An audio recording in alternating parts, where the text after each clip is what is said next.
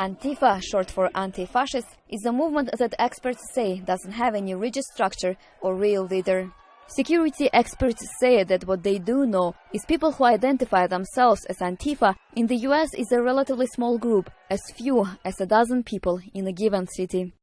Antifa ranges all the way from non-violent progressives, this is important, who are deeply troubled by the racism and violence and vacuum with regard to addressing it here in the United States and around the world, all the way over to violent people who believe there's a siren call to eliminate not only bigotry, but institutions that they think are connected to oppression, which includes journalists, which include governments. But for the most part now, they are focused on confronting white supremacists, neo-Nazis, xenophobes, and people who they regard as such or their supporters. The problem is it's an elastic pool of people who share very different philosophies about how to confront bigotry and systemic racism, and then what to do with society in that midst. At the most hardest edge, it does embrace violence as a tactic. People identifying themselves as Antifa were spotted at several protests in the US, wearing black clothes and behaving aggressively, the police and journalists. But research suggests that when it comes to political violence, far-left groups are not often the problem. A University of Maryland study found 12% of all terrorist attacks in the US between 2010 and 2016 were committed by left-wing groups, while 35% were instigated by the far right. In early June, President Trump sought to brand Antifa as a terrorist organization. However, legal experts explain the federal government doesn't have the legal authority to do so. It's diverse, but it's not a group.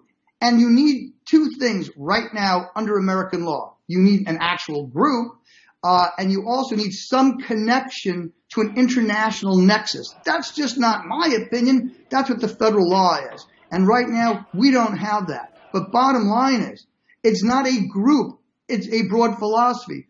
According to the data of the Center for the Study of Hate and Extremism, in 2019, white supremacists and far-right people committed 26 homicides. People who identify as Antifa have not committed any such crimes, at least in the last 3 years, according to the same data.